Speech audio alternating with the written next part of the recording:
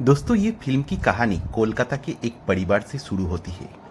एक सीधे साधे गांव की लड़की पुष्पा की पति उसे हर रोज मारता पीटता था और एक दिन घर से बाहर कर देता है।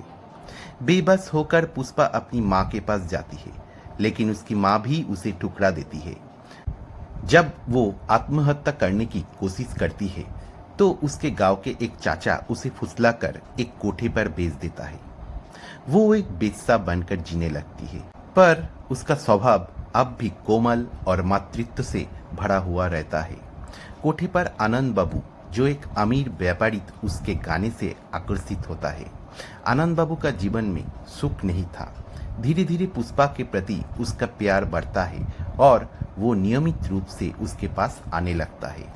कुछ दिनों बाद एक औरत और उनकी सौतेला बेटा नंदू के साथ पुष्पा के पड़ोस में रहने लगती है। सौतेली माँ उसे अक्सर तिरस्कार करती है और मारती भी है, इसलिए नंदू अक्सर पुष्पा के पास आता था। पुष्पा नंदू को माँ के प्यार से प्यार करने लगती है।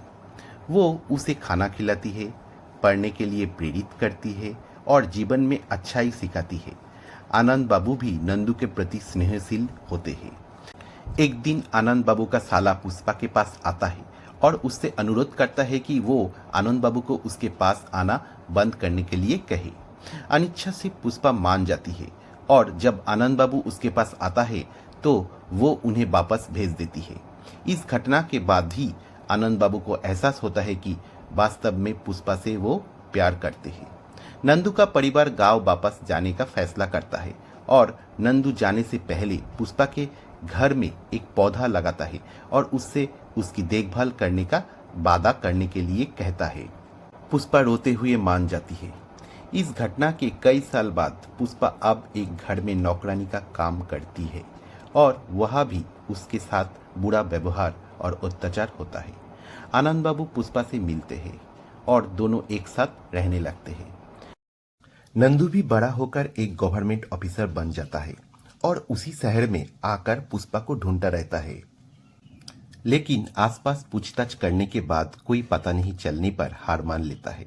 संयोग से नंदू का बेटा जब बीमार हो जाता है और वो उसी डॉक्टर के पास जाते हैं जो पुष्पा और आनंद बाबू को पहचानता था। उसके बाद नंदू को फिर से पुष्पा मिल जाती है। नंदू पुष्पा को अपने साथ घर ले जाता है, जैसे कोई बेटा अपनी खोई हुई माँ से मिल गया हो। ये दृश्य देखकर आनंद बाबू खुशी से रोते हुए रह गए और ये फिल्म यही समाप्त होती है। नमस्कार दोस्तों, मैं हूँ सुरजीत। आप सभी को इनक्लिक चैनल पे स्वागत है। दोस्तों, आज जिस फिल्म के बारे में बोलने जा रहा हूँ वो 1972 में रिलीज हुई अमर प्रेम मूवी है।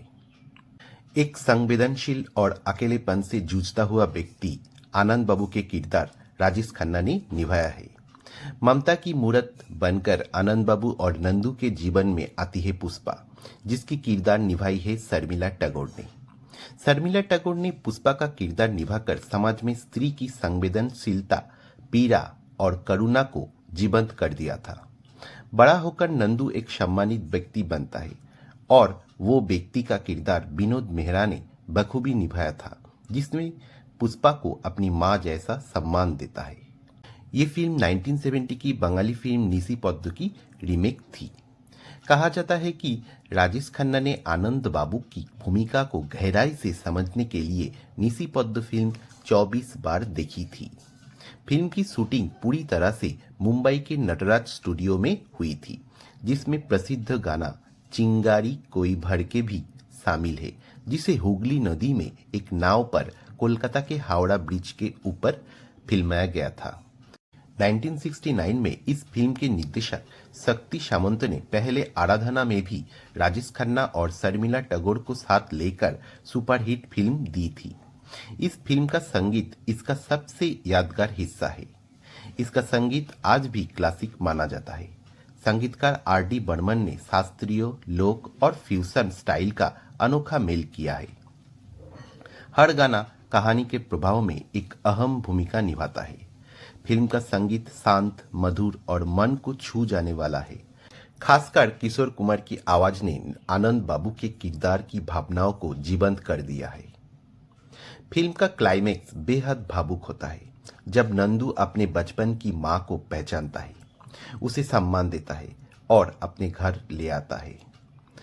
उस समय पुष्पा के आंसू बहने लगते हैं और इसी समय आता है फिल्म का प्रसिद्ध dialogue, Pushpa I hate tears.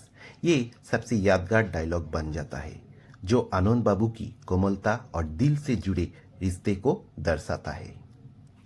Amar Prem film प्रेम, ममता और समाज की क्रूरता के बीच मानवीय संवेदनाओं की गहराई को दर्शाती है। इसमें दिखाया गया है कि सच्चा प्रेम देह से नहीं, मन और आत्मा से जुड़ा होता है। राजेश खन्ना और शर्मिला टैगोर ने इस फिल्म को एक अमर क्लासिक बना दिया है।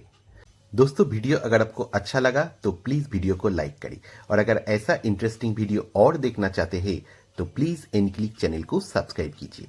धन्यवाद।